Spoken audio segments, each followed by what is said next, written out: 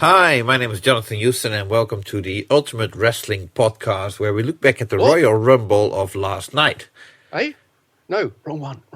I'm very sorry. Welcome to the Pinball Magazine and Pinball News, Pinball Industry News podcast, where we look back at the month of January 2021, which is a rather slow month, I would say, but still there's quite some news to report on. And I'm joined here with my good friend. Martin Laird. Yeah, exactly. And I'm the editor of Pinball News, I think, if that's correct. Yes. We are, and Wrestling Monthly as well. But we'll come to that later. Let's do the pinball stuff first. And yes, as Jonathan said, January 2021. Normally in this time of year we'd be covering the trade show that's normally held in London this time of year, the EAG International show. Right. And but obviously with everything that's going on with the pandemic, trade shows are out. So we have a whole bunch of other news to look back on. Not only is the trade show out, they didn't even have a virtual event. That's true. No, we'll look at one show that did have a virtual event and in a very small way a bit later, another January show. But so we are left with no new games for us to play, and no new launches this month for new titles. But right. Still, although we did have a launch at the end of the December, so yeah, absolutely, yeah. So, question is, where shall we start, Jonathan? Well, let's start with Stern Pinball is still the biggest manufacturer of pinball machines, and there is a bit of news. Let's go with Stern Pinball to start with. Sounds good to me. Okay, well, let's start with something that we addressed earlier on in our previous podcast. Mm-hmm. The end of user licensing agreement. Yeah, well, not the end of, but the end user licensing agreement. Yeah, so which could be the end of the user as well if they actually bother to read the licensing rules. I misspoke. I apologize. I think you could have actually said the right thing. Yes, last month we mentioned how Stern Pinball had put an EULA end user license agreement on their downloads page for their game code. And then fairly quickly removed it. Well, it's come back again. I was just looking at it a few moments ago. It's back. It's back, yes. Version 2.0 or? Well, I think we version 1.00001. Hold on, it's a Stern, so it must be 0. whatever. Pick a number. 0.997 maybe. Yeah. They never come out with version 1.0 at the first time. No, that's right. Well, there's been some bug fixes in it since the previous version came out. Right. So basically, actually, we should address this as a code update. Well, yes, an update to the update. Yes. Okay. Code updates are later, so we'll save it. Well, we've launched stuff on it now, so we might as well just rattle through it. Now, it's when it first came out, there's quite a lot of eyebrows raised, shall we say, and voices raised as well about exactly what Stern were attempting to do in all this, and a general opinion there was a lot of arse or ass covering taking place in that Stern don't want to be held responsible for people doing various things with their games that might impact on their licenses for bands, movies, and all the assets and media that they use in their games. And if people were modifying those or changing them or even deleting them completely and replacing them with something else, Stern didn't want to be held responsible for that, or at least wanted to have a get-out clause, I think was the key part of that. Yeah. And that's what this end-user license agreement gave them. But it does actually, if you go into it and look at it and read it by the letter, it's very, very restrictive as to what you can actually do. And probably the key thing, I thought when I looked at it, is that one of the early lines is it says that the Stern Pinball software, authorized content and authorized updates are licensed, not sold to you. And no ownership rights are transferred by this agreement. So in other words, if you buy a pinball game, you don't own the software in it anymore. If you agree to this. Now, and how do you agree? Well, that if you download an update, then you agree to it. If you don't, then when you first, as I said last time, when you first pair it on, it says, "Do you accept these terms and conditions?" Press the right button on the right of the button for yes and the left of the button for decline. Then you haven't agreed to anything, so you've just bought a game. But there are a whole bunch of other restrictions, which I will go through very, very quickly because they are quite boring. Hold on. One of the because I know what's coming. But what if Stern updates the game for you? Well, you never agreed to anything new that they put in there. No. Well, at the moment, none of their games come with the ability for that to happen. Okay. So that may storm change in a glass in of water. Well, it's something to look out for. As soon as they bring out an internet-connected game, then that possibility is there. Yeah, but they've been talking about that for so long. How long do you think it actually will take to come out with such a game? Yeah, obviously. There's game manufacturers, arcade game manufacturers that have been doing that for ages. But in pinball, apparently, it takes forever. Well, yeah, it's gradually coming out, though, and, different companies are doing it in different ways. We saw that Jersey Jack Pinball are doing it now. Deep Root Pinball, that was part of their original model as well, to do that kind of thing. As part of a DLC, digital downloaded license content.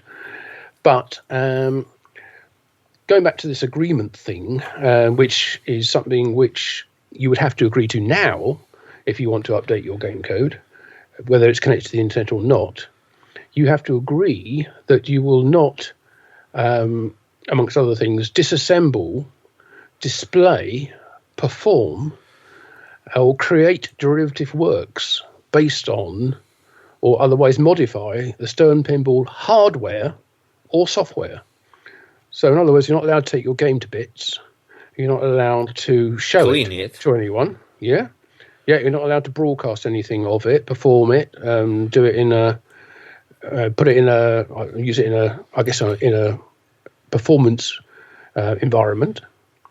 And you're not allowed to operate it. You can operate it. Yes, that is actually covered separately, but you are not allowed to make mods for it, which you then sell. It says you will not commercially exploit any of the foregoing things. I am which so include, curious. What will be the penalty if you create a mod and you sell it? Yeah, well, I guess you're not allowed to sell it as being based on that game. But are you going to be sentenced to prison?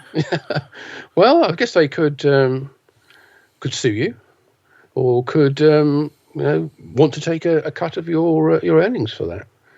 And bring it in-house, make it a licensed product. We've seen that in the past where people were making mods for previously produced games, and another company said, if you want to do that, you have to do it through us, and we want our take. So do you think they put this in so they basically Stern wants their piece of the action in the modding market? Maybe so. They're in that market. So anything. Well, they never cared about that market until they saw how much money other modders were making, so to speak.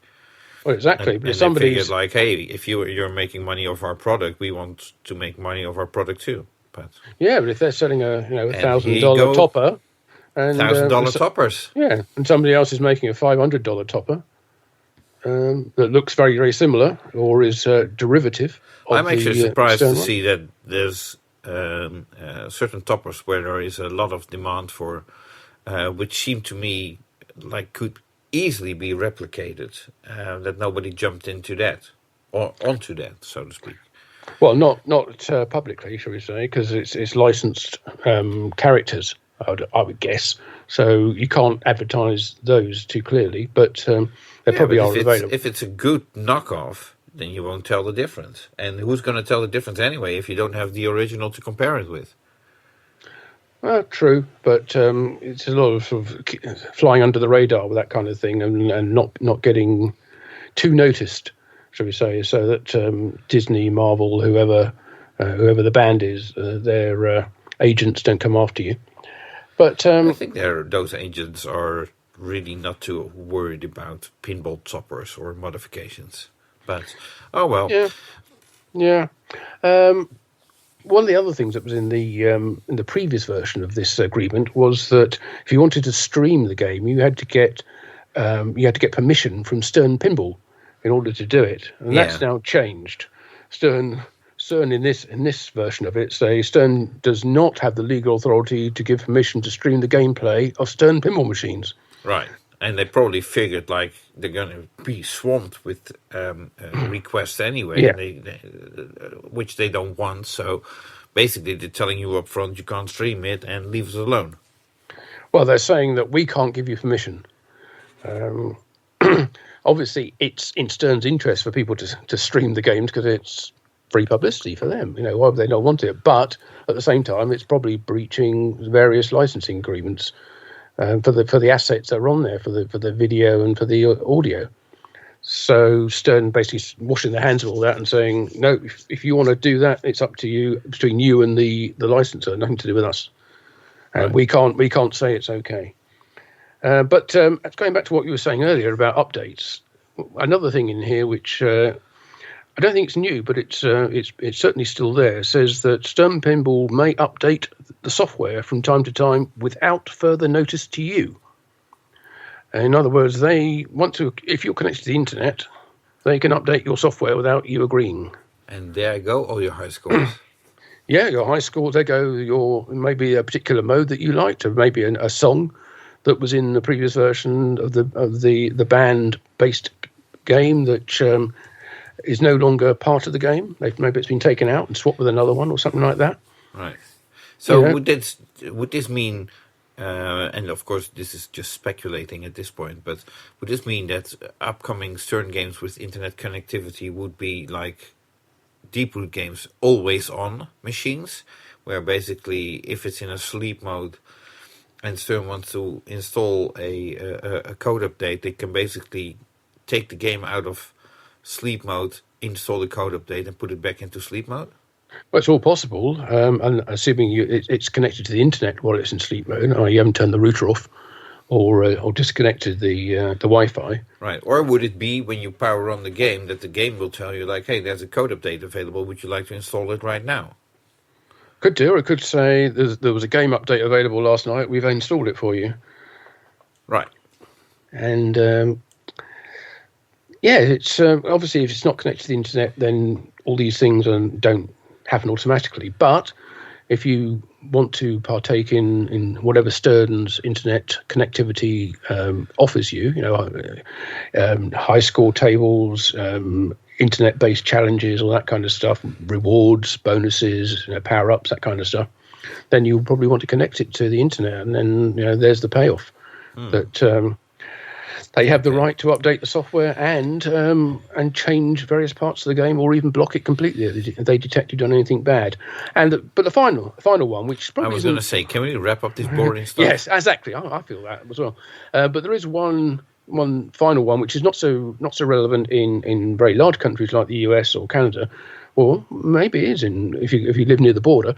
But certainly in Europe, it says that this license, user software, is valid only in the country in which you purchased your Stern pinball machine. Right. So if you buy your machine from Germany and move it to Holland or Belgium or wherever, then the license is no longer valid. And it's arguable that in the UK here, our only Stern reseller is Pinball Heaven.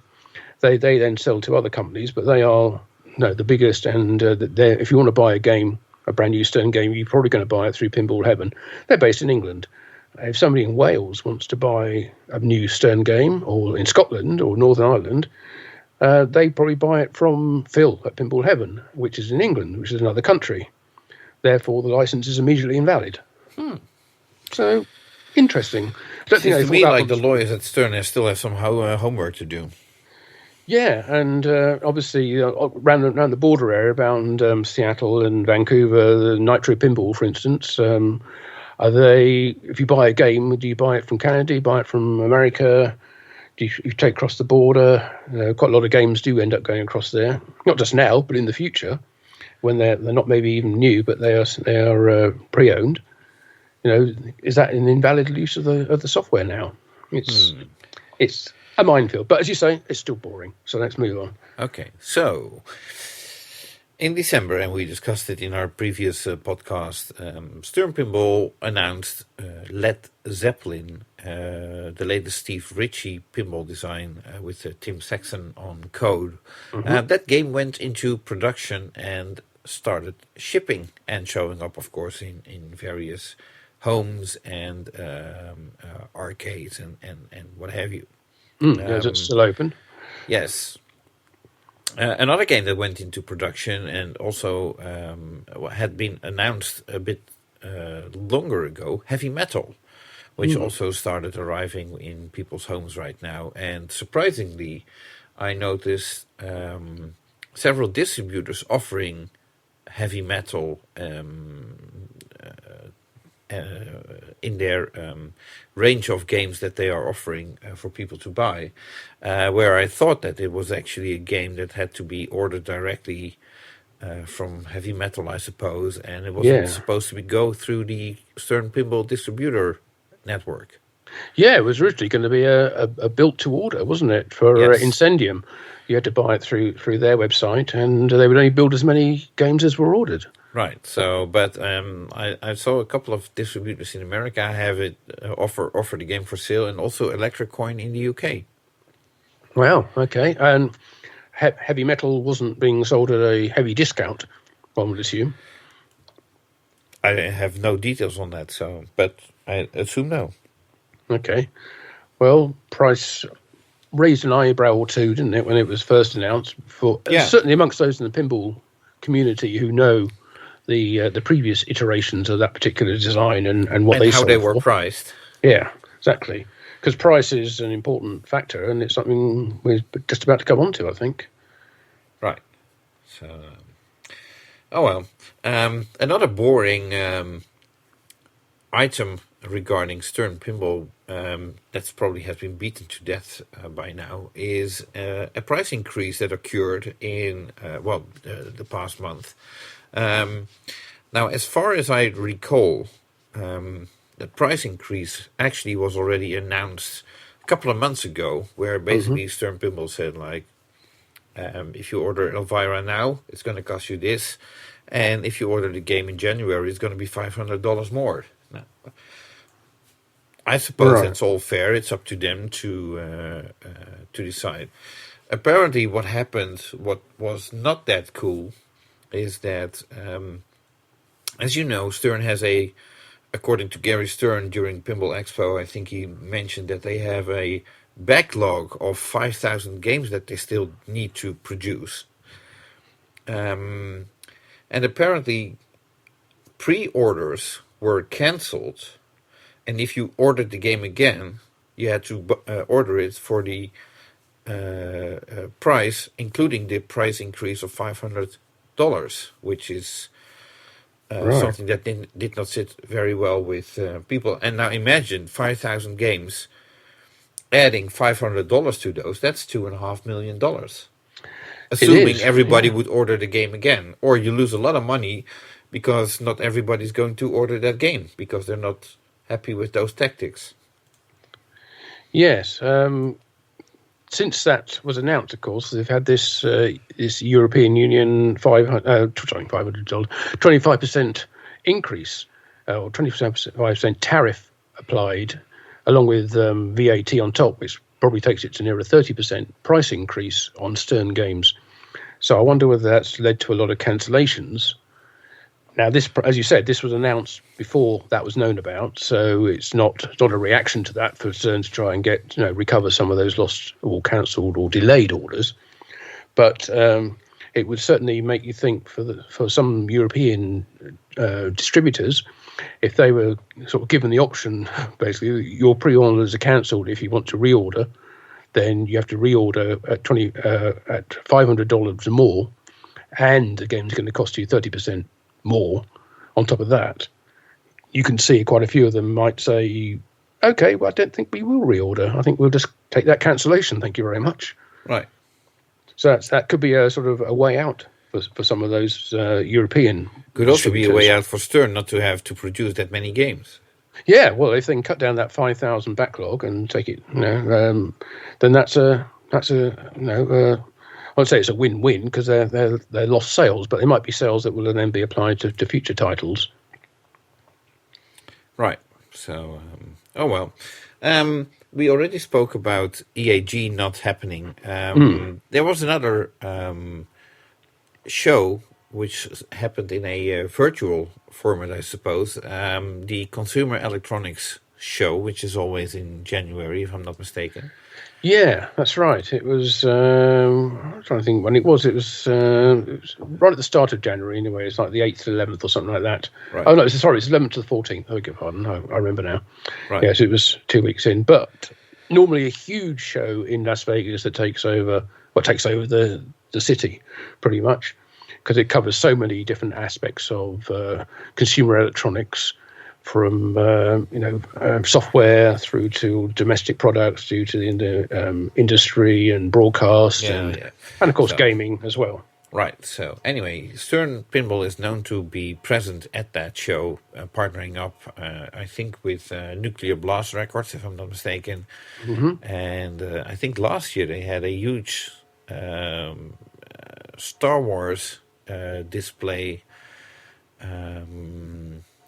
Or that was the year prior to that. I'm sort of lost. Well, they always have a strong presence at that show, and often use it to launch their new titles. Just like a week before they end up at EAG in London. Right. So this year a virtual show, and I really have no idea what they did, but there were some results in the sense that Led Zeppelin has been getting a lot of press, I would say. As a result of the virtual CES show.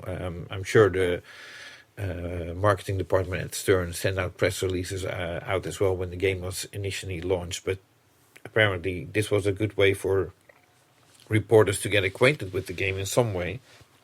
Yeah, I was trying to find any sort of reference to it on the CES website. I couldn't see anything.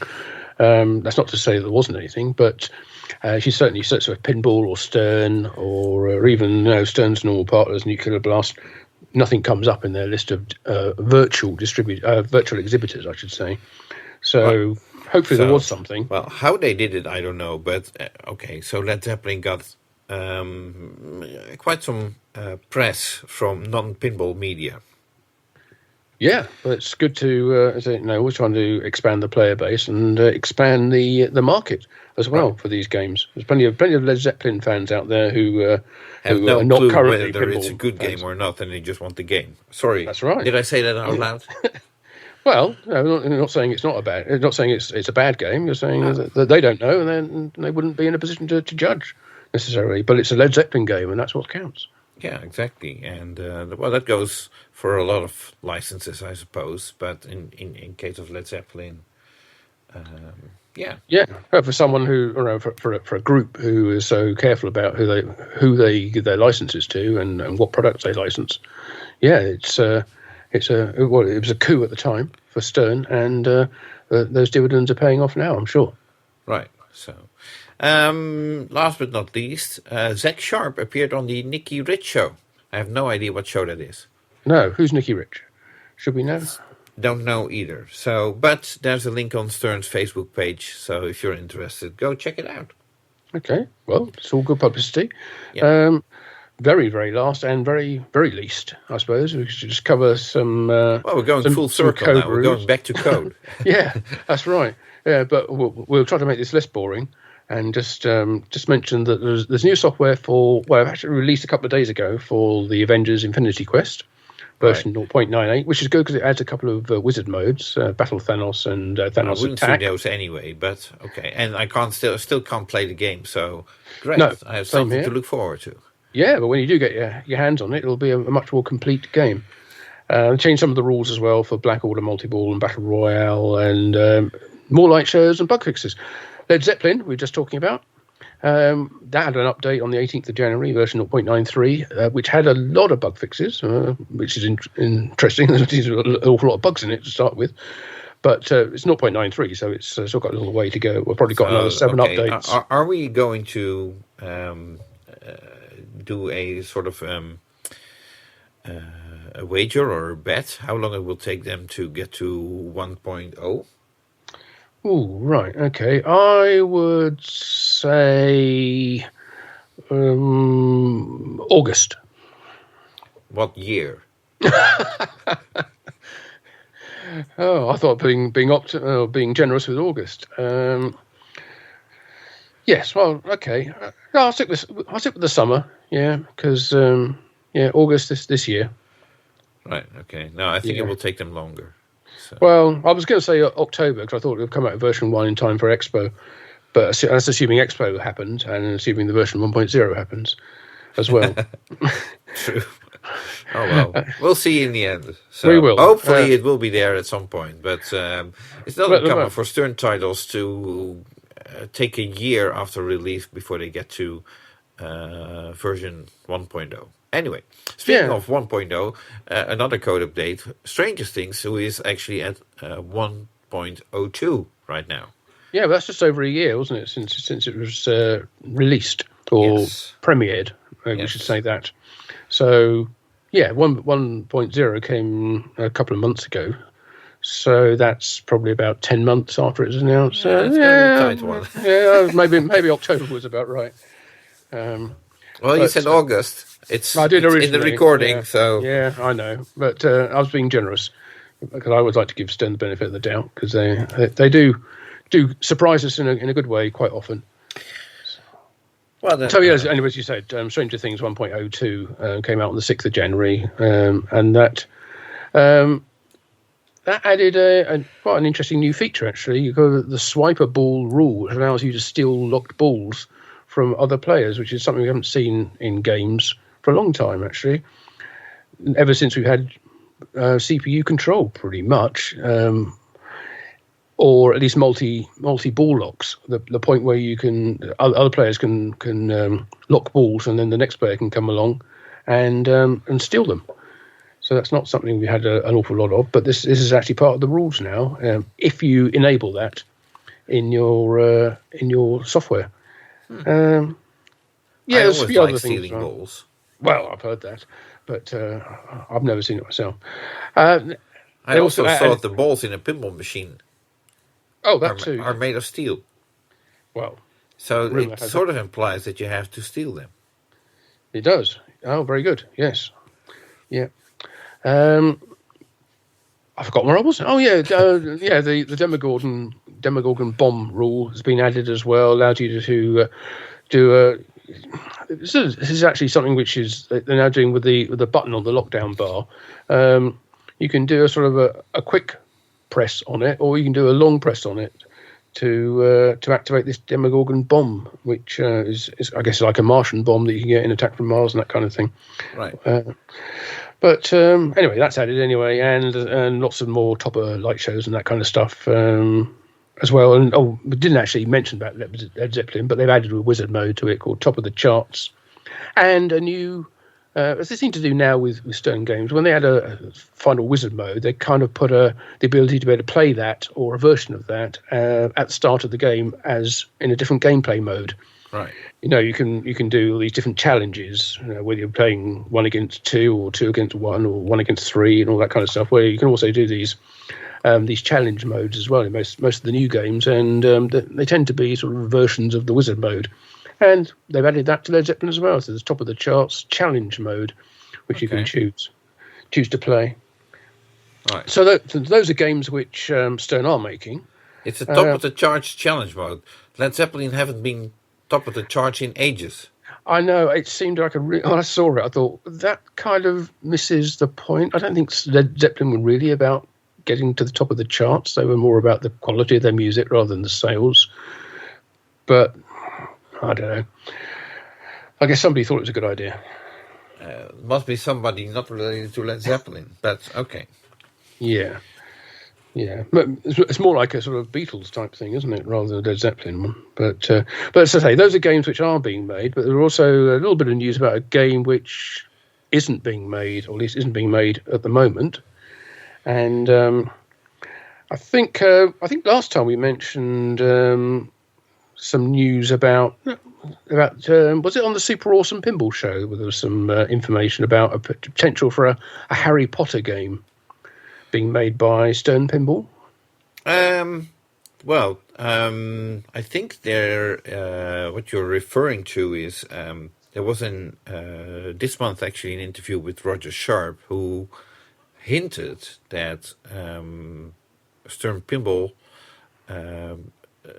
due to their relationship with Joe Camico, who has the rights to a Harry Potter slot machine, it's very reasonable to assume that Stern Pinball at some point will be able to make a Harry Potter themed pinball machine, or possibly even a series of Harry Potter themed pinball machines. And that was implied by Roger Sharp, who is, as we all know, very aware of, or a very expertise. Is that the right word? He's an expert in the licensing of pinball and video game licenses and all that stuff. So he knows a thing or two about it. And the interesting thing is that actually Joe Camico commented, which was distributed through the Facebook page or the social media of the Super Awesome Pinball Show, where we basically said that Brian Eddy isn't designing a Harry Potter game for Stern. And if Joe would have the license for a Harry Potter pinball machine, he would design it himself. Yes. So he didn't say that he didn't have it. No, there was speculation that it could be Brian Eddy's next game for Stern. Right. There's been no confirmation of that from any quarters. It is just speculation. Right. But Joe was sort of squashing that and saying very clearly that Brian isn't designing a Harry Potter game for Stern. That's him saying that directly, regardless of whether he has the license or not. Right. So it is interesting. It's all speculative, of course. I do have to say the interview with Roger Sharp on the Super Awesome Pinball Show, as the Super Awesome Pinball Show in general, is actually very interesting and absolutely worth to listen to. So once you're done with us, go listen how it's actually done.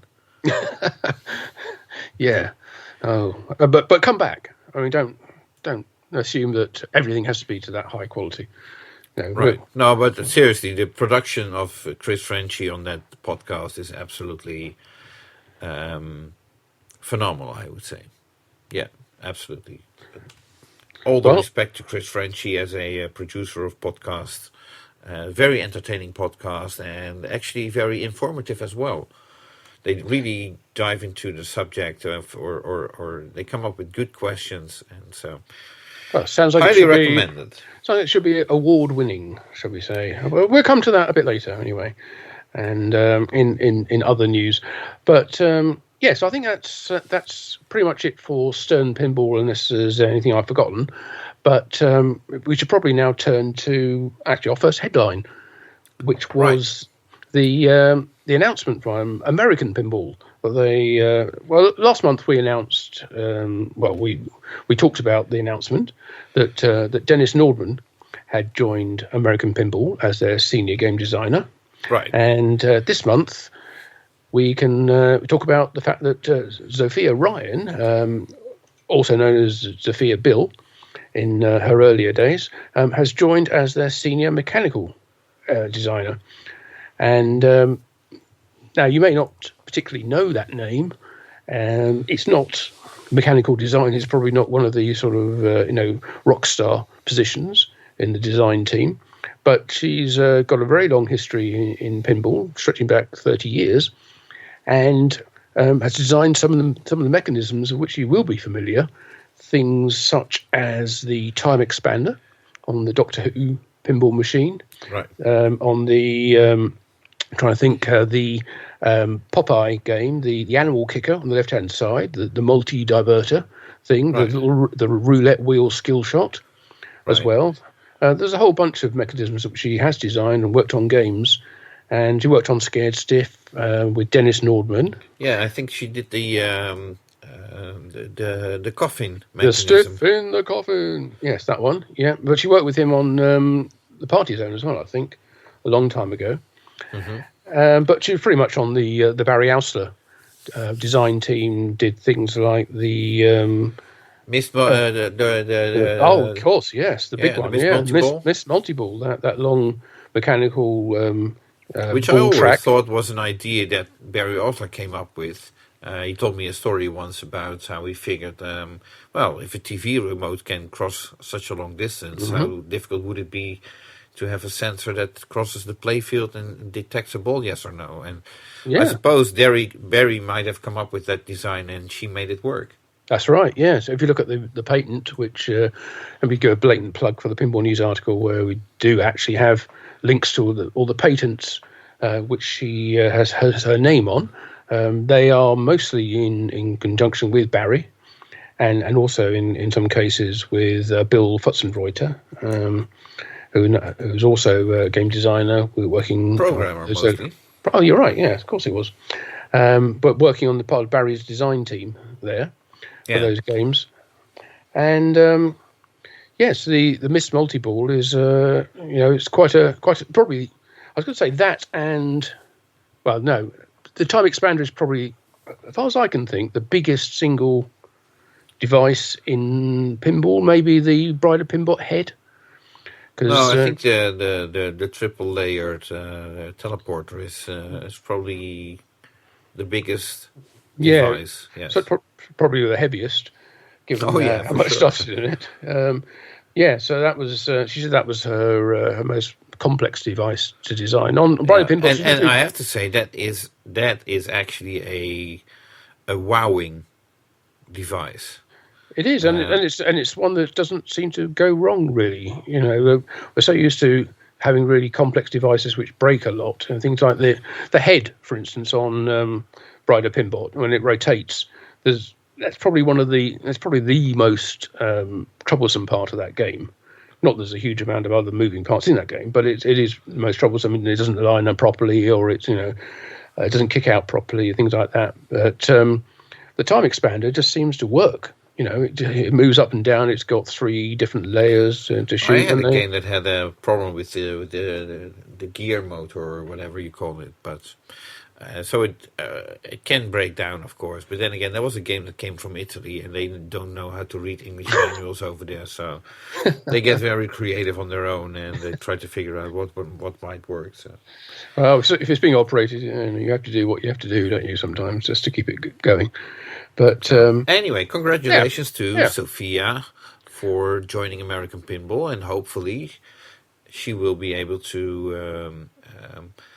Design some very impressive mechanical interaction with pinballs. And together with Dennis Dortmund. So as I said in the article on Pinball News, Dennis said he left his employment at Deeproot because he designed the games. He had no mechanical designer to work with to actually bring them to production. And yet Barry also didn't recommend to hire Sophia? Well, maybe he did. Maybe they didn't want to hire. Maybe they already have a mechanical designer. Not for Dennis. Not for Dennis, no. But anyway, so now they're reunited at American Pinball, and Dennis has got a senior mechanical designer to work with, and a very good one at that. So congratulations to everyone there. Right. Now, speaking of designers, last month we already mentioned that Dave Fix had mentioned on the Super Awesome Pinball Show, there it is again, that he hired 3 junior designers. Now, I did not completely follow the entire discussion on Pinside, but one of those designers rumored to have joined American Pinball is Scott from Riot Pinball, who you might know from, most recently his a Viking-themed Legends of Valhalla game. Mm-hmm. If I'm not mistaken, that's the name. But he also did right. This incredibly packed wide-body game, Wrath of Olympus, which was a homebrew game. And for a homebrew game, it was really, really packed with an upper playfield. And I think it had a fan layout of 9 shots that It was a very impressive game. If you're sitting on a computer, look up Wrath of Olympus Pinball. And yeah, it was a game which very nearly went into production, I think. They just needed to get a certain number of commitments from buyers in order to start producing it, but it didn't quite hit the number that they needed. Right. I think Spooky looked into that, but yes. I'm not quite sure. Yeah, I think you're right. One way or another, they couldn't make the ends meet, and didn't happen after all. Yeah. But if the rumor is true and Scott is working for American Pinball, then congrats. And I think that they have a very talented designer that can bring them very interesting games, I would say. Yeah, and teamed up with Dennis, there's a huge amount of knowledge there of how to actually bring a game to production. Then he's worked for so many different companies, made so many different products. It's there's a lot to be learnt from a master of the business. Right. So, and also American Pinball related, a code update. Yes, for Yay! surprise, not for Hot Wheels or Oktoberfest, but for their first game, Houdini. Yeah, it came out the 21st of January, which added a new Magic Spinner bonus and a King of Cards accuracy bonus as well, which encourages you to actually shoot the game accurately rather than just flading away. A few rule changes and additions, and a new setting, which one of the problems with the game up till now is that once you get to the sort of Master Magician Wizard mode and complete it, that's it, the game's finished. And now you can actually carry on playing the game after that point, so that's good.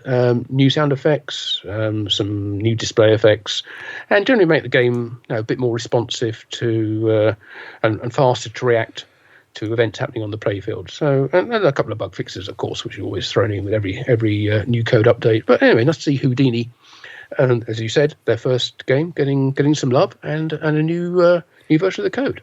Okay. I think that sort of wraps it up for. I think it does. Pinball. Yeah. Mm-hmm. So, where do you want to go next? Well, let's talk about a game which actually isn't. Well, it has been produced. It's coming back into production, but it's going to take a bit longer than we thought. Oh, we've heard that before. Yes, we're talking about Alien, of course. Originally designed and built at Highway Pinball, now about to be remade by Pinball Brothers with quite a few changes to it mechanically and in software. Mm-hmm. But unfortunately, some of those mechanical changes have taken a bit longer to become reliable and settled than the Pinball Brothers were expecting. So their original plan when to produce it and when to ship it had been pushed back a bit by some delays. Like 2 weeks? Unknown at this point. Probably a couple of months, I'd have thought. It's how long's a piece of string? You don't release it until it's ready to go. And right. If some things need redesigning or respecifying or whatever, then they have to maybe order some new parts, and there's a lead time and all that. So it's as we've seen from various companies, if you haven't got all the parts ready to build a game, you haven't got a game. Yeah.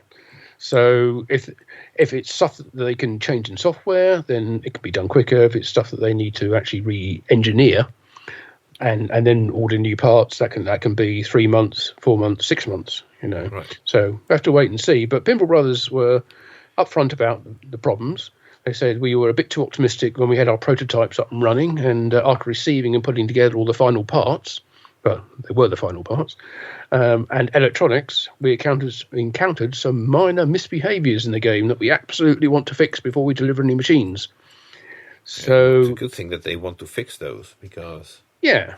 You kind of wonder why this wasn't picked up earlier, of course, because it's not like anybody was holding their feet to the flames and saying you've got to release this game by a certain date, or indeed announce the game by a certain date, but they announced it, took orders, no pre-orders, thankfully, and so we're going to ship the game, but then they have to push back on that. Which so this is the first delay about Alien. Hopefully, it will be the last. But we know what happens when new parties start getting involved in pinball and like, oh yeah, sure, we can build that. and then it turns out, we can't build that after all. Yeah, or it doesn't quite work the way you thought it was going to work. Or it's going to cost more. Yes. Well, we've been there before. But exactly. Hopefully they have a good contract with their manufacturer in Italy, who's going to build this game. And there won't be any surprises when it comes to the price for which each game will be delivered. Right. Okay. So that wraps it up. A little bit about the news. Yeah. Go on, they also, Pinball Brothers also shared a video of a alien playfield being tested for pooling and clipping. Now you wonder, how do you test that? Well, I'd say watch the video. It's on their social media.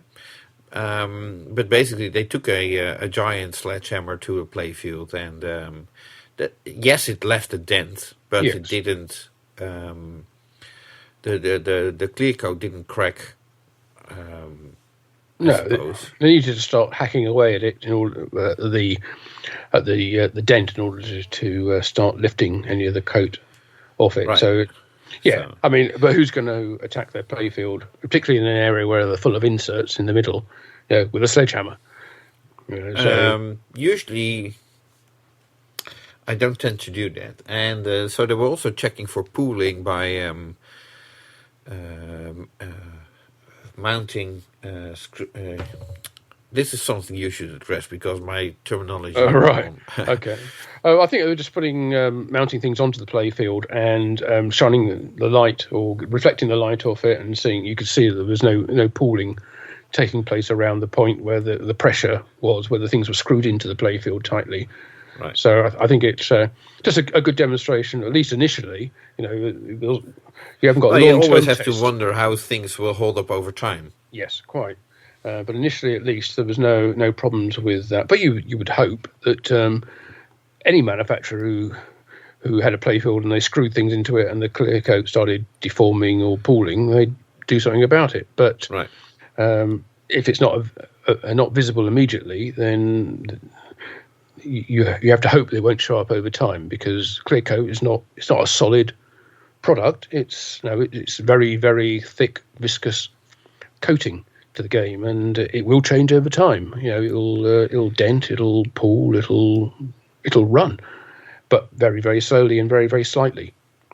Right. Time will be the judge of how well that holds up. Right. Okay. So, making a small sort of bridge with Alien being a pinball machine built in or designed in the UK. Last episode we had Gary Flower on the phone, and we did. Unfortunately, we left him hanging. Oh, I feel so bad about that on your behalf. And so I should have mentioned this at the beginning of our podcast, but why don't we give Gary Flower a call right now, and then just to make sure that we have him on the line, we finish our headlines and the thing, and then we get back to Gary. What did he say? Yeah, we owe him that after last time. Yeah. Okay, I'm calling him right now. Hello? Gary, can you hear us? Yeah. Yes, it's Jonathan. Oh, good. Yeah. So, listen, we're in the middle of recording our podcast. Okay. Let us finish what we're currently discussing, and hang in there, and we'll get back to you. And yes, we won't leave you hanging this time. We promise. Okay. Right. Okay. No problem. Okay, talk to you in a bit. Sure. Hang on. Good. Right, so moving on to, I suppose, multimorphic would be a good one. Yeah. Not so much news. Well, they've got sort of new products available, which are it's a multi-game platform, multimorphic, with a P3 machine. It's not tied to any particular one. Any particular title, you can swap upper playfields over. You can, even with most of the upper playfields, you can play various games.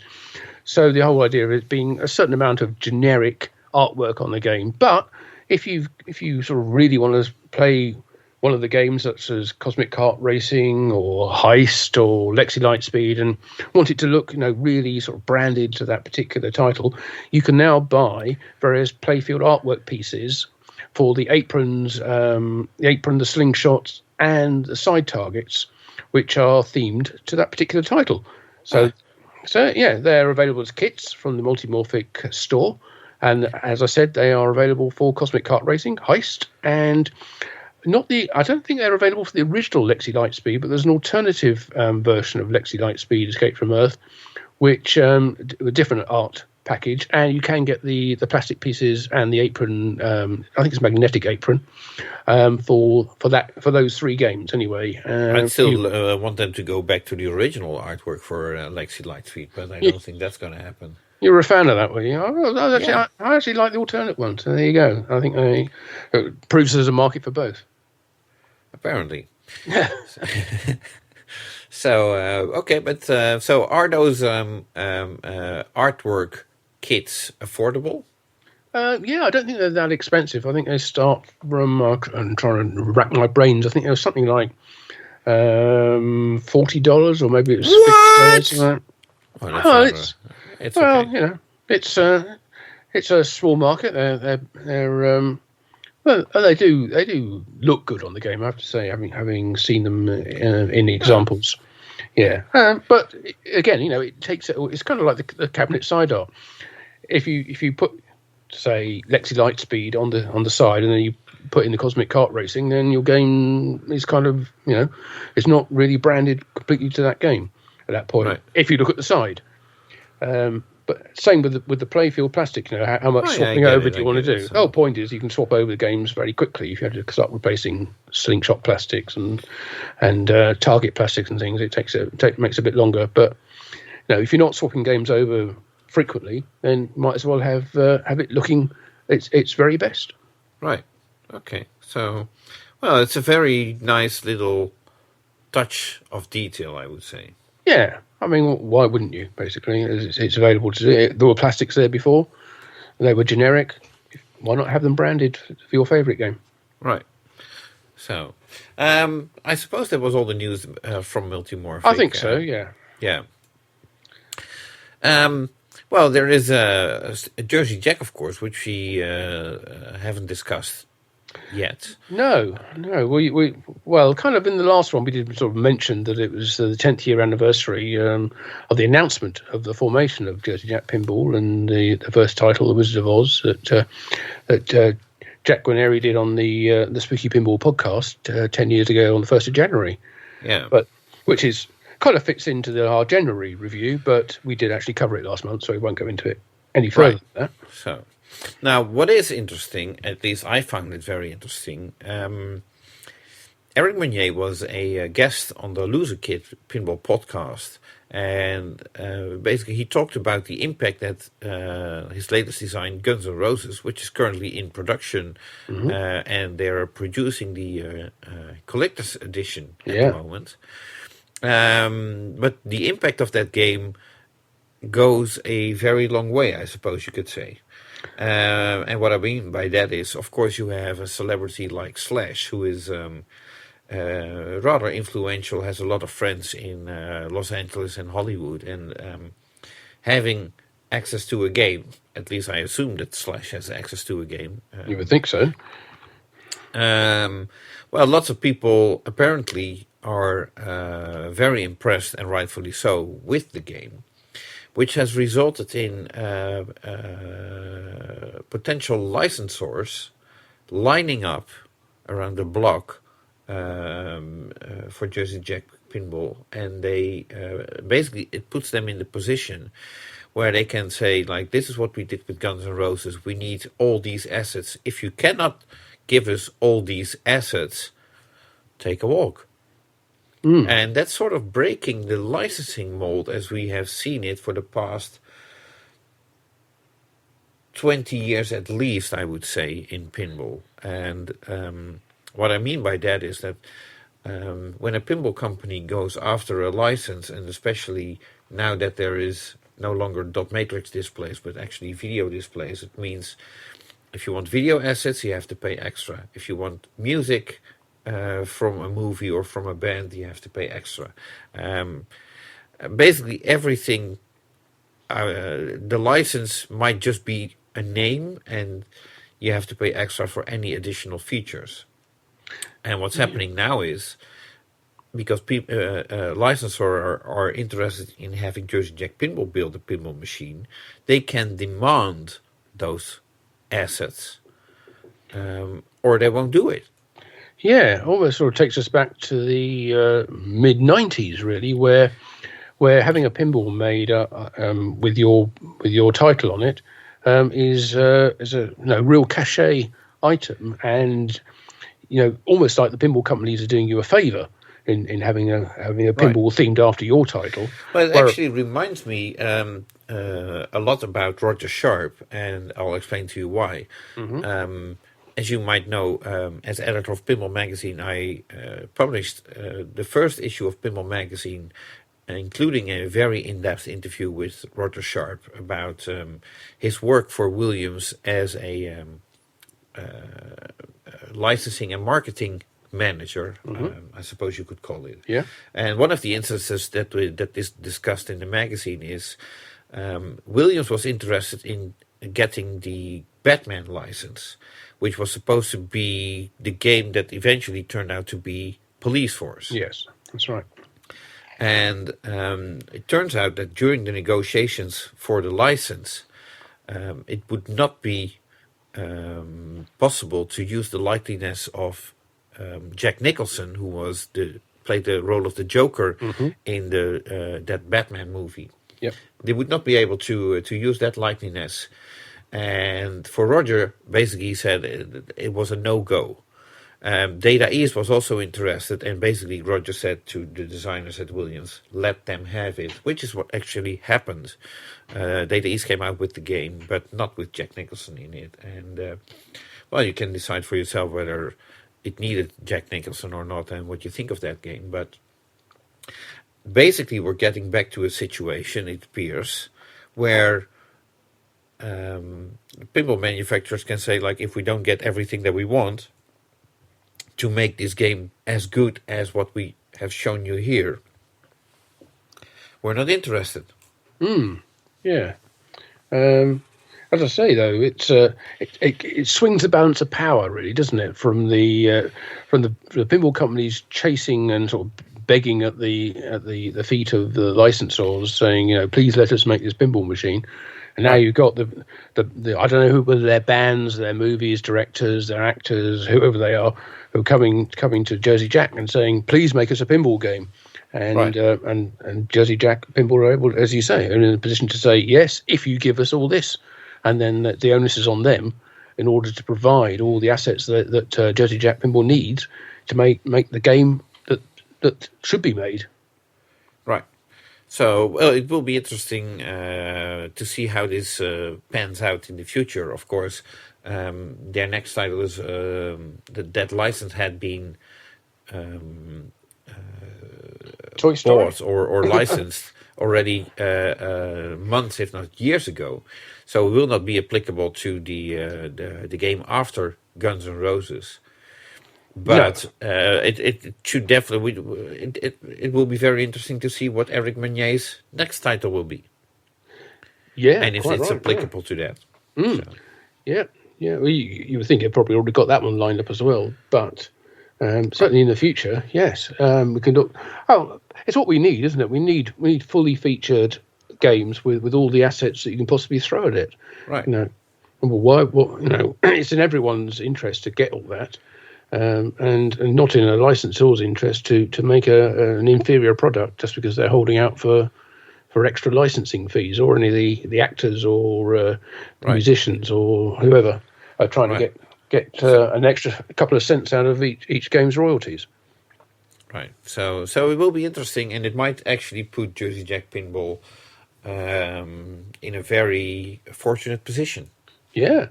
Yeah, so it'll be interesting to see whether it rubs off on the rest of the industry as well. Whether Stern are able to leverage more assets than they were before. Well, the future will tell, I suppose. Yeah.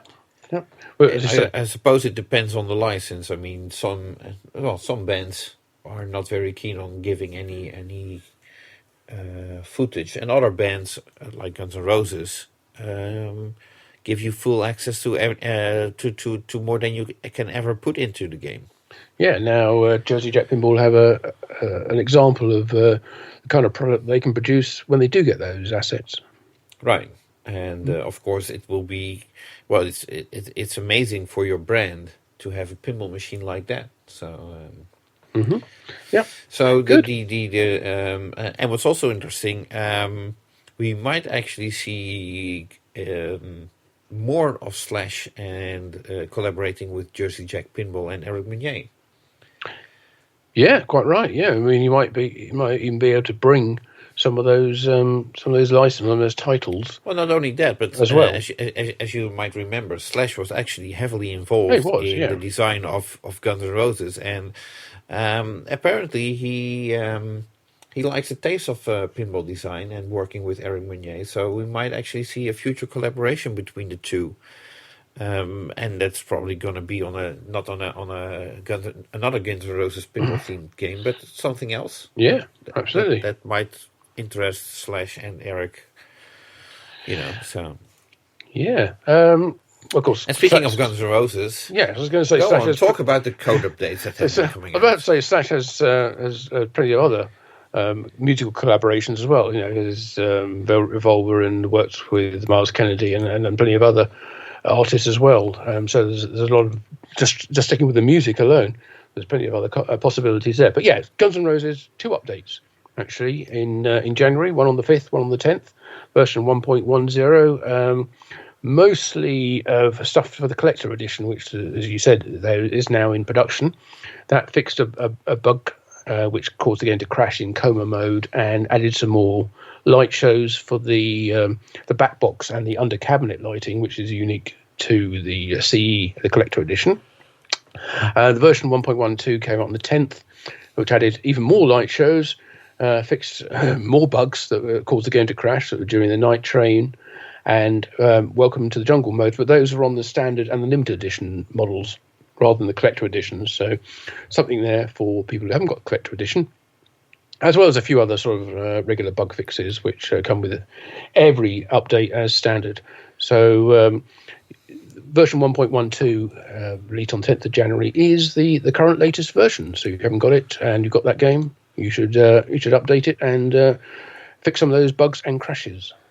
Right. Okay. Now, before we move on, let me check in with Gary. Yeah. Gary, are you still there? Hey, Gary. Yeah. Hello. Good. Okay. Yeah. No. We just have a couple of small tidbits to discuss, and then we'll get right back to you. Okay.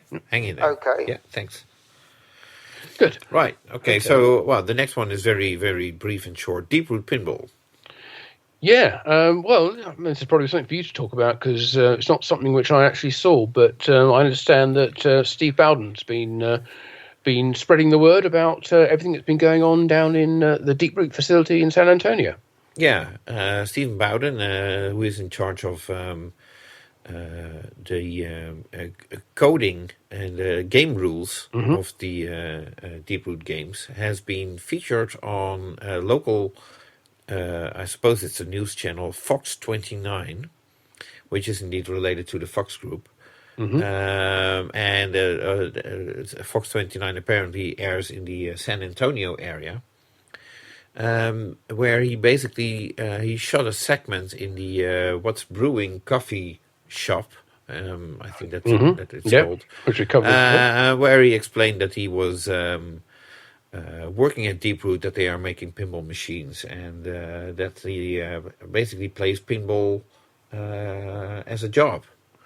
And the segment was called San Antonio Proud. So that's I suppose that's an item that comes on regularly, where a local tells what San Antonio could be proud of. Yeah. So, and in this case, it was Deep Root Pinball that got highlighted, and Stephen Bowden. So. Nice exposure locally, and Stephen did share it on his Facebook and other socials probably as well. So if you want to see what he did, look it up on his Facebook page or something like that. Yeah, might get an insight into what's going on inside the Deep Root Pinball factory, maybe. Yeah. Well, actually, from the footage, basically he was playing existing pinball machines from I saw in No Good Govers and some couple of other 90s Williams games, I think. Can't remember exactly what, but Okay. I don't think I don't recall him playing Raza in the video. Oh, okay. That's a shame. Okay. Well, maybe they will follow up in the future. Right. Okay. So moving further up north, in fact, all the way up towards the border with Canada and Spooky Pinball, who not a lot going on there. They're busy building their Rick and Morty games, but they have managed to bring out a nice new code update for Alice Cooper's Nightmare Castle. Right. That's now up to version 1.1.0.4 as of the 19th of January. Looking at the release notes for that, there are a ton of bug fixes, and we were talking about bug fixes earlier on some of the models, and this has a long list of fixes for that which game. We're not going to address. We are absolutely in this not. Podcast. I mean, we already have Gary waiting, so we're not going to do that. Yeah. So, but that's it really. Just to mention some minor changes to how a few of the features work as well as the bug fixes. So, yeah, 1.1.0.4, Alice Cooper, update it if you haven't already. Yeah, and I think Bo and Karen's actually did a tutorial on how to play the game with the new code update. So look out for that as well. I think Spooky Pinball mentioned it on their social media. Right. Okay. Now then, what else? Well, we've finished wrapping up the pinball manufacturers that we know about at the moment. If your company name has not come up, there was no news. Yes, that's true. Yeah, there was well, we were hoping that Chicago Gaming might have brought out, might have announced their next title by now, but they haven't. So they're busy doing whatever they're doing. Keep manufacturing their existing remake titles and working on their own homebrew, or their own in-house developed title as well. Right. But they're not ready to announce anything. They weren't ready to announce anything in January 2021. Right. Okay. So also no news from Dutch Pinball to report. They're still building the Big Lebowski, of course, but in their new facility. Yep. And I will actually be visiting them next week. Oh. Or at the end of this week. So I get a chance to see the new facility. I can tell you about that probably on the next podcast. No news from Haggis Pinball either. No news from Home Pin. Nope. No, it's a reasonably quiet time of year. Yeah. Okay. Well, let's talk about some news that's not directly related to manufacturers. Right. Well, there's a very interesting fundraiser currently going on for the Pinball Hall of Fame. Yeah, in Las Vegas. As you may remember, Tim Arnold and co. from the Las Vegas Pinball Collector Club are building their third home. They started some way off down some way away from the Strip and next to a movie theatre. Then they moved to their current location, which is sort of like halfway towards the Strip, and now their new home with a new $10 million building in total is currently under construction at the south end of the Strip, next to the "Welcome to Fabulous Las Vegas" pinball, Fabulous Las Vegas sign. And of course, they have their own amazing sign outside their building. Will have when it's finished, as well as the word pinball projected onto the front of the building. But the COVID pandemic has really impacted on the takings at their current location. Now they've had to reduce capacity. Las Vegas, fewer people are going to Las Vegas now than in living memory. People just aren't traveling there. So the income that they rely on from their existing location in order to fund the build and the completion of their new location has kind of dried up, and they were already planning to open in January, and that's been pushed back now to May, and they are now appealing for funds in order to finish off the build of the new place. Right. It has become apparent that at the way that things are going at the current pace, they are likely to run out of money. So that's why this GoFundMe campaign has been initiated. They're looking to raise $200,000, and as of this morning, $95,000 had been raised so far. And bear in mind, with GoFundMe, it's not like a Kickstarter where you have to get the total target, or you get nothing at all. No. If they make 100,000 out of their 200,000, they get the 100,000, and that keeps them going for a while. Now, obviously, it's the Hall of Fame is, I don't want to say it's divisive, but it's had its detractors, shall we say, over the years, and the way that it's run as a sort of shoestring operation. But as far as I'm concerned, and it's just me speaking, I think it's going to be the biggest public face of pinball in the world. People who don't know anything about pinball, who would never normally go to an arcade and play there, or a barcade, or any of the sort of pinball museums around the world will probably go to Las Vegas and will see this enormous pinball building with an amazing sign and word pinball projected on the front. That's going to be a big draw for them, and the fact that they can get in and experience it for nothing as well in Las Vegas, which is so money driven. It's something which needs to be positive and draw them into all the good aspects of the game.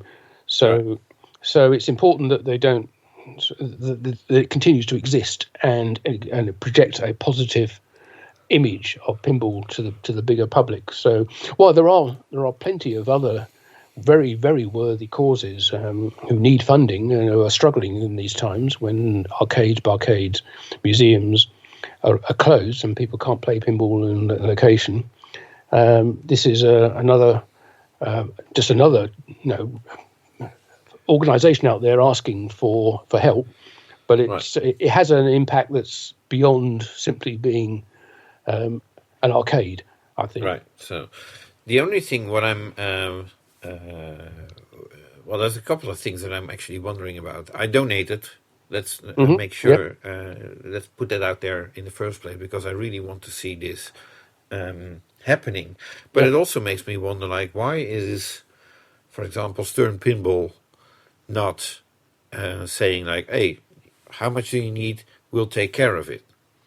And someone on the in the Pinside thread suggested, I think it was a video Jack.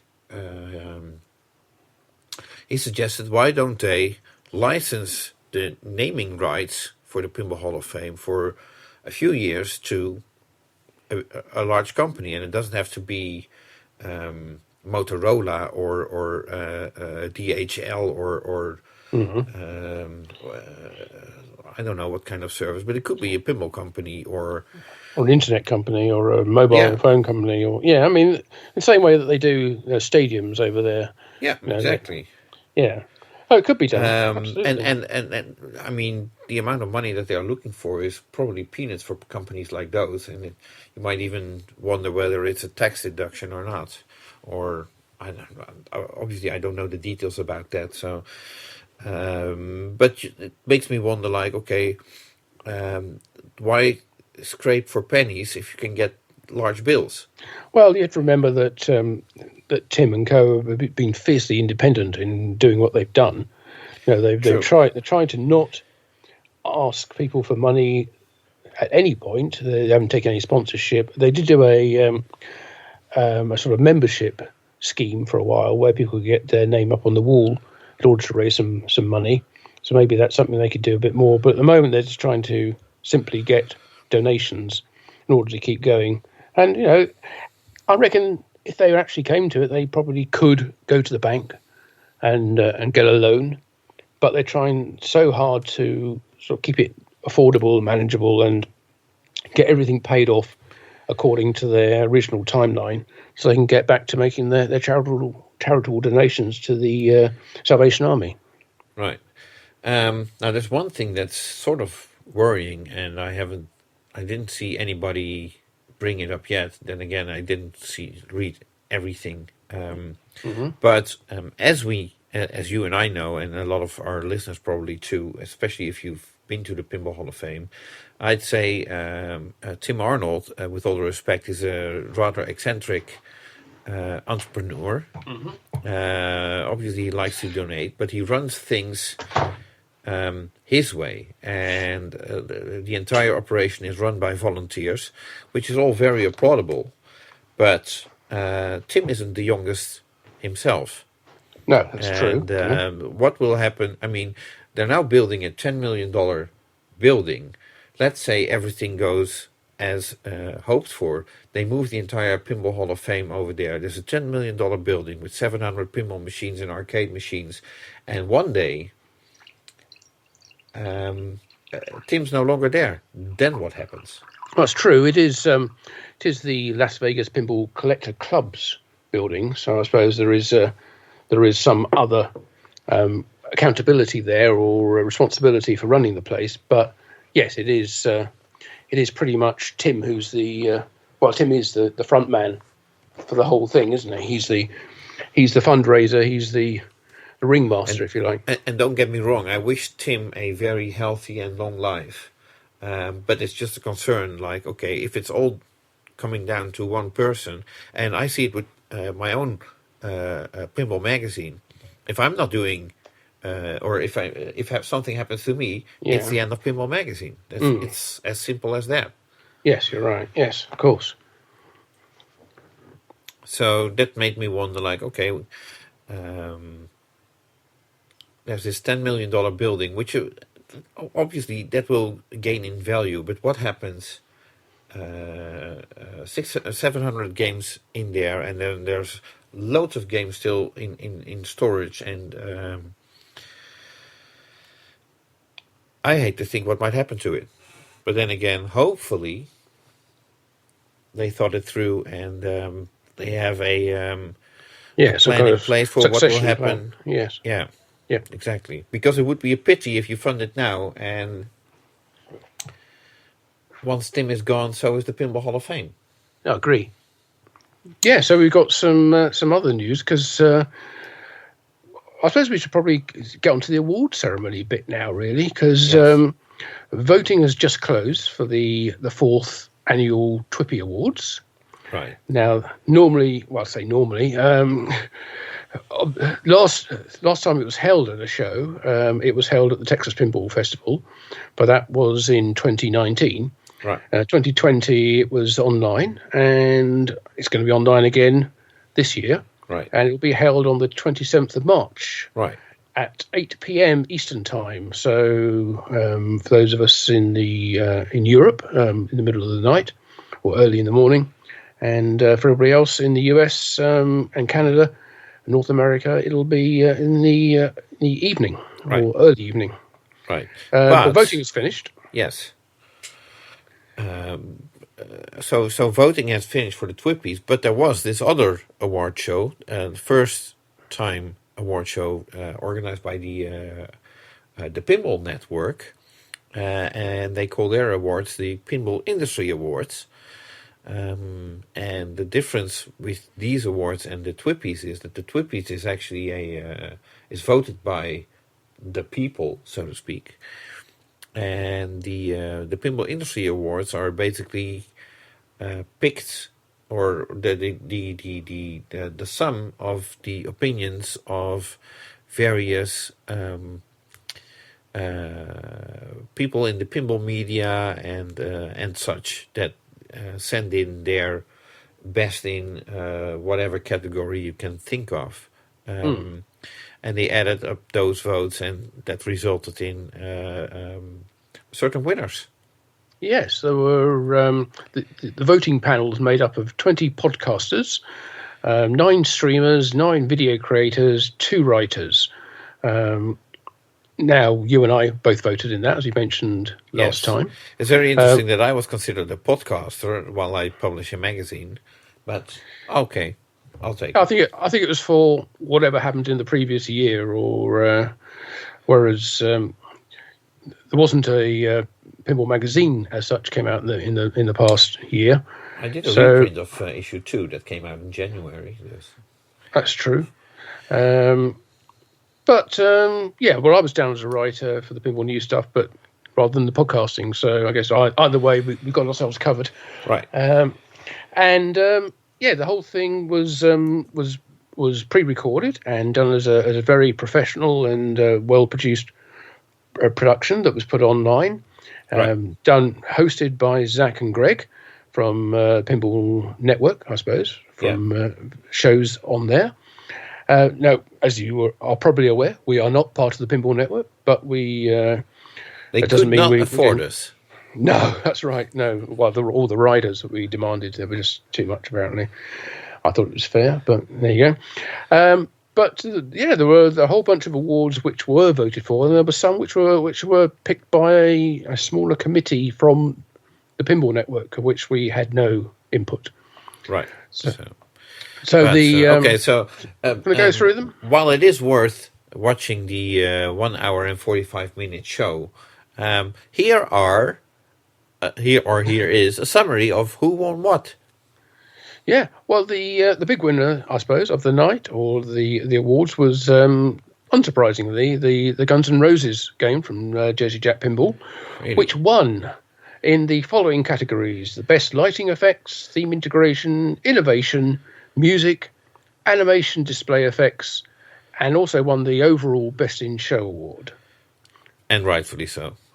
Yeah, I think so. I think it's hard to imagine any other competitors beating it in those particular categories. Right. Rick and Morty, they also that game also won a couple of awards. It won for best sound effects and call-outs. Right. Okay. Hold on. Oh, can't believe it. It's Gary calling again. No, it's not. So can't believe. Okay, let's start with Rick and Morty again. I'll edit that out. So okay. And Rick and Morty also won in a couple of categories from some Spooky Pinball. Congratulations to them, who won the best sound effects and the best call-outs. So obviously some benefits there from getting, as we were talking about earlier, complete buy-in from the licensors and getting the original voice actors to do all the call-outs for that game, just as Guns N' Roses had some amazing sound calls, I should say, voice calls in that title as well. Yeah, I was actually surprised that they beat Guns N' Roses in the terms of call-outs. But I think it's just in terms of it being funny. I think Rick and Morty. Guns N' Roses has some great call-outs, but when it comes, everyone loves humour in a game, don't they? Really, and Rick and Morty really captures that very well with the call-outs they have. Yep.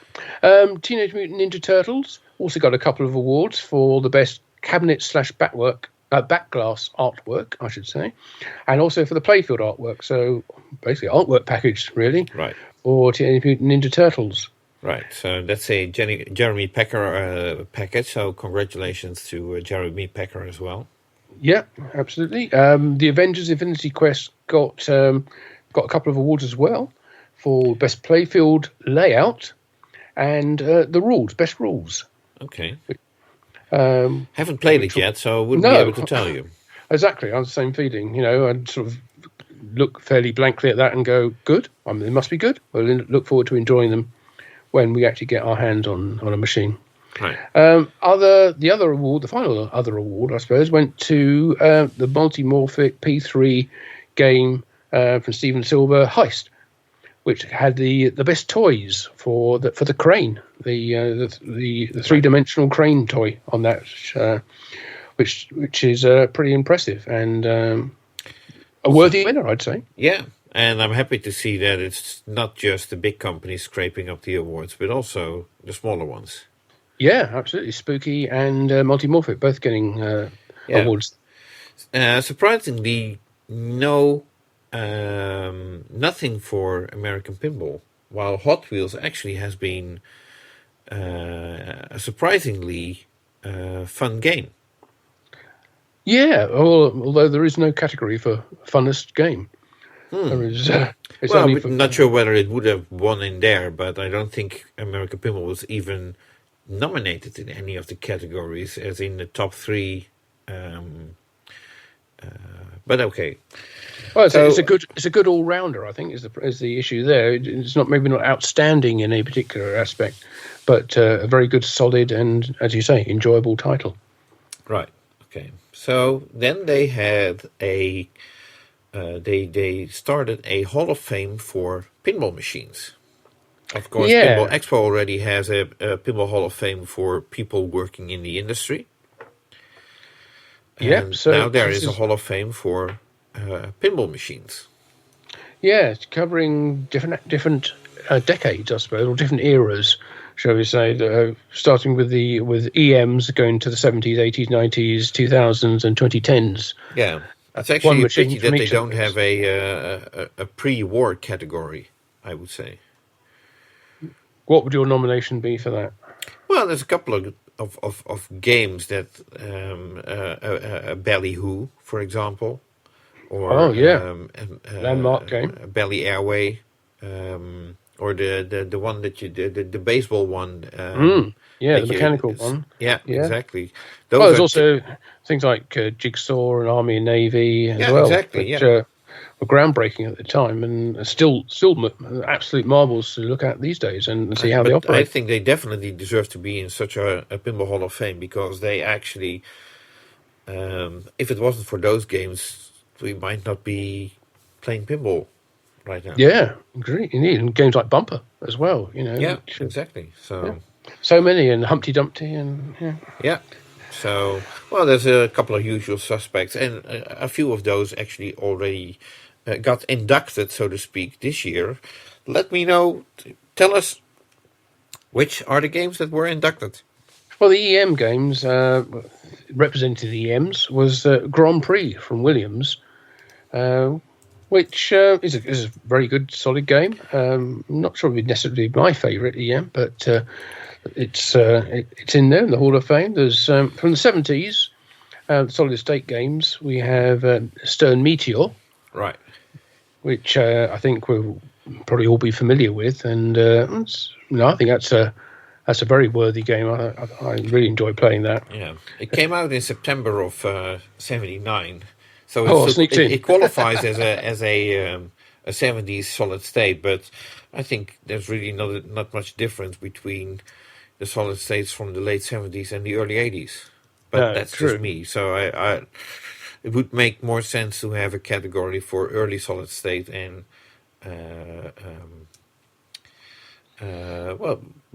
maybe they should go with numeric solid state, alphanumeric solid state, and dot matrix solid state, for example. Yeah, true. But it is what it is. The 80s solid state is represented by 8-Ball Deluxe. Right. Which came out a couple of months later. Yeah. It's iconic pinball from that era, I think. So absolutely. No argument with that either. 90s, obviously things have taken a bit of a leap as we get into the 90s. And we're looking at, right now, so we're going to 90. So we're going from numeric. Solid state, we're jumping to dot matrix, and we're skipping alphanumerics. Yeah, entirely. Yeah, although it could fit into the 80s or the 90s, I suppose. But if you had to pick an iconic game from each of those eras, I suppose it's a reasonable judgment to put Medieval Madness in as the 1990s classic game. Oh, yeah, definitely, yeah. Yeah, if you had to pick a game, I think it's got to be it. Actually, the 2000s. Actually, I think it should have been Addams Family.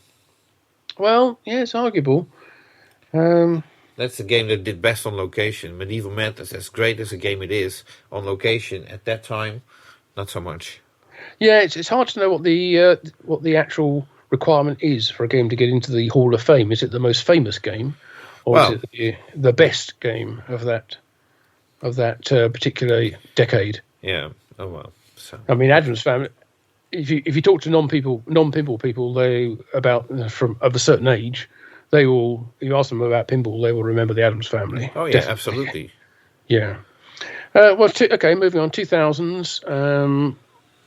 Lord of the Rings seems to have got the nod on that one. Yeah. Would not have been my pick.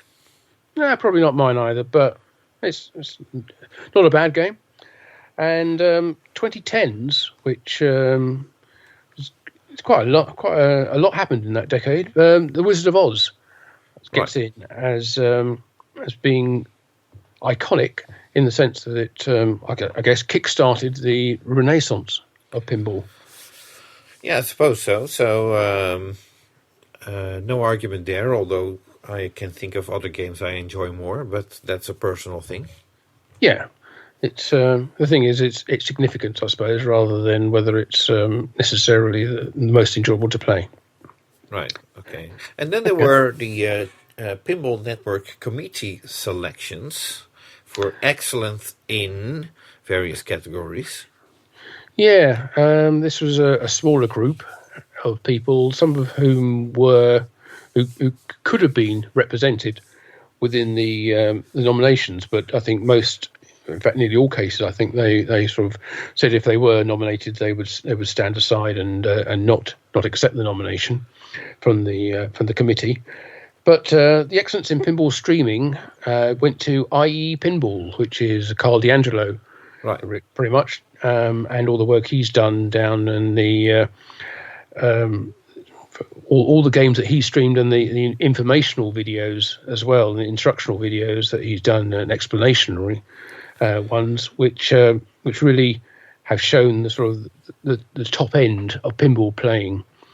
Normally, when you come to pinball streaming, people tend to think, oh, it's going to be dead flip, it's going to be Jack, danger again, it's going to win that one. So interesting to see, an alternative take on it this time around. Right. Podcasting. Well, surprisingly, we didn't win. What? I know. Yeah. Well, but who did win was somebody we mentioned earlier. So I guess we should Actually, give them I find it still rather surprising, but happy for them. Lose a Kid Pinball Podcast. So congrats. Absolutely. Yeah. And in a photography category, the Excellence in Photography award went to Charles Acosta from Pinball Photos. Yeah, that's with all the respect, would not have been my pick. But then again, I have a connection to another photographer, which I think makes the best photos in pinball, which is why he's working for me. So. Oh, well, there you go. And if you want to find out, then buy Santiago Chufo's pinball book with pinball machines from Argentina, which is rather interesting. But even follow him on his social media, and he still posts photos that haven't been published in books yet. But they really grab me every time. So, well, two very, very different approaches to pinball photography. Charles is obviously very much about the beauty shots of pinball, and I think it's fair to say that Santiago's work is more sort of gritty, realistic depiction of how pinball is enjoyed in different parts of the world. Right. So, but but Charles was also picked to do the publicity shots for the Guns N' Roses game. So, so we ended up using quite a few of his pictures in our reports about the launch of that game. So they all turned out very nicely. So, congratulations to Charles. That's the static side. And then there's the moving side, which is the excellence in videography, which went to two different people. One who's appeared in Pinball magazine, indeed, Emoto. Right. Has she appeared in Pinball magazine, or is she going to? No, she will definitely be in a future issue. Yeah, I think I might have been jumping the gun there a bit. But it's always a pleasure running into her, and she's such a good-spirited, fun person to be around with, So, congratulations to Emoto and. That's Emoto Harney, yes. who does a Moto Arcade. And done an awful lot of video interviews as well for Marco at various shows. Yes. So, and a good ambassador for pinball. And also shared with Gavin Free from the Slow-Mo guys, who's done some amazing work showing how pinball rubbers and how the pinball game reacts to the motion of the ball and the impact of the ball, using the very impressive slow-mo techniques which they use to show how things react in ultra slow-mo, So you can things you will never see with a naked eye. Yes, what happens if you shoot a steel ball across a playfield or catch it with a flipper? Yeah, it's quite astonishing. So congratulations to Gavin and to Moto for winning the videography awards. And I think that's everything from the Pinball Industry Awards. Right. Okay. So, well, we did mention when the Twippies is. That's March 27th. Mm-hmm. So. That covers it actually for Pinball Awards, yes, indeed. Before we go to Gary, one final item that came in that I just want to mention. Brian Allen of Flyland Designs has been doing quite a couple of alternative translites for various classic games, I would say. And he just announced art blades for Medieval Madness that fit, that are in the same style of his translate as well. Yeah. Yes. Yeah, so he did Attack from Mars, Medieval Madness, done Whitewater, I think was his most recent one. And as you say, now Medieval Madness art blades for the inside of the cabinet. And now, when I first looked at them, I thought, I'm not sure. Then I saw them in the game, and I thought, yeah, he's got it. Yeah, that really works well. Yeah. No, it's got really nice catapult artwork for the area around the catapult on the left-hand side, and on the right-hand side as well. You know, it's a completely different design, but it all matches up with the features on the playfield, and I think it's a very nice bit of work. Right. So that makes me curious. Is he also going to do plastic sets? Oh, well, it's almost like the next step, isn't it? So, oh, well. I guess that rounds it up. So we still have Gary waiting. Yeah, come on, let's bring him on. Head over to Gary. Gary, are you there? Latest. Oh, can you believe it? Oh, what? He hang up. Oh, you're kidding. Well, I guess we kind of owed that, aren't we, after last time? Are we? I don't think so. Well, we kind of forgot about him, and he's kind of forgot about us, so... Oh, well. That's a shame. Well, I guess the takeaway there is to get him on when we can. Okay. Well, for future episodes, let's keep that in mind. Yeah. Okay. Well, I think that wraps up our look back at January 2021. Unless you can think of anything else we need to cover, Jonathan. No, I think that's it. Yeah. Good. Okay. Is there anything that we can expect for this month, February? Well, I don't think we're going to get any more shows. I don't think there were actually many planned for February. Yeah. So we're not really missing out. Expected? No, I don't think so either. Can't think of anything. Hopefully, maybe. Deep Fruit will will surprise us with something. Well, they've still got plenty to be getting on with building their Razza games, but perhaps we will see some Alien machines coming out. Okay, well. In order to find out what will happen in the month of February, tune in next month when we look back at February 2020. Sorry, yeah. Well, for fun, let's look back at February 2020.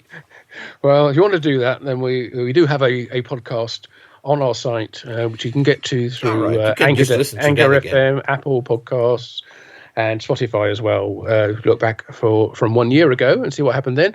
But yes, as you say, we will be back at the very, very start of March 2021, looking back at all the events in the pinball world from the previous month. So until then, from myself, Martin Ayob, and from my co-host, Jonathan Houston of Pinball Magazine, we wish you a very happy February, and we will see you at the end of it. Okay, thanks. Bye.